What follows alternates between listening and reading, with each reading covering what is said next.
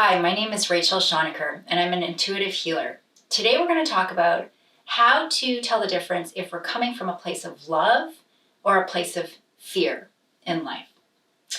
So in a healing and training program that I teach, I often remind my program participants with every text, with every communication, with every decision they make, with every action they take, with every behavior, to ask themselves, am I coming from a place of love, or if I'm coming from a place of fear? So what does this mean, and why does this even matter to us? When we're coming from a place of fear, we are coming from our non-authentic self. So this non-authentic self is called the ego. And the ego was a self-created, self-protective mechanism that we developed much, much earlier in our lives, during childhood. So this self-protective mechanism was just a way to protect us as little ones from feeling more fear, more hurt, more shame, more humiliation, more pain. So when we are coming from fear in life, so when we are making decisions from a place of fear or speaking from a place of fear, we are coming from our non-authentic self. And this non-authentic self is, as it alludes to, it is not the real you. And it is not your inner wisdom and your inner power.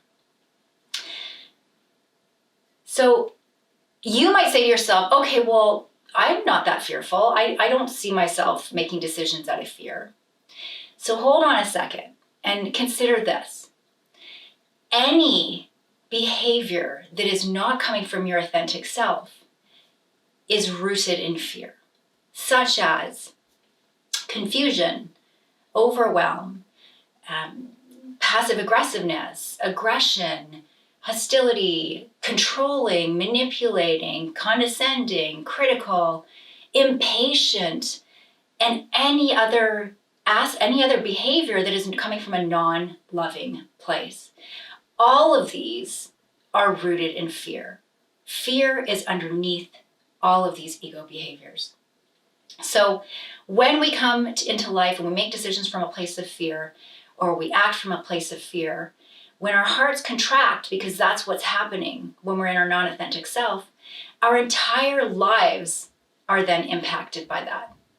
Our relationships, our career, our ability to make money, our well-being, our health, it's all impacted by this.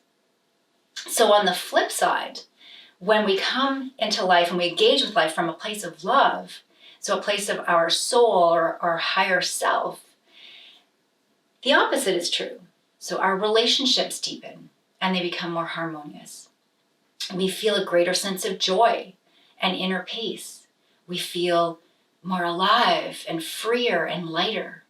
We have greater trust and faith that all is well and that we're cared for. We engage with life in a more authentic way, an authentically meaningful way. So we engage with life from a place of how do we add value? How do I serve others? How do I make a big impact in this world, or impact for the greater good? And when we come from a place of love and when we're aligned with our soul, we also tap into a place where we're able to more easily manifest our desires and manifest our dreams. Miracles and opportunities arise for us. So how do you know if you're coming from a place of fear and ego, or if you're coming from a place of love and your higher self? Well, the best way to understand this or get a feeling for it is to feel into your body. So when we're coming from a place of love, we can feel that our hearts are open. We can feel our compassion. We can feel our understanding for others, our openness, our vulnerability, and our body feels soft and gentle and open. The opposite is when we're coming from a place of fear or a place of the ego, our bodies will feel rigid or tense or dense, or as if they're contracted, or maybe our gut feels kind of tight. Anything that feels rigid in the body is a good sign that you're coming from a place of fear. Or a feeling where you need to fight to defend your position or attack to prove your point. So this sense of kind of uneasiness is a sign that you're coming from a place of fear and the ego. It is up to each of us to accept this beautiful challenge to say yes to living from a place of love, to say yes to living from our higher self. And when we do, we allow ourselves to tap into our innate greatness, our authentic power. And this impacts our well-being and in our entire lives. And not only is it for us, it is also for the greater good and uplifting of humanity. Thank you for watching. I hope you enjoyed this video. If you're curious about booking an intuitive healing session, please visit me at rachelshonaker.com.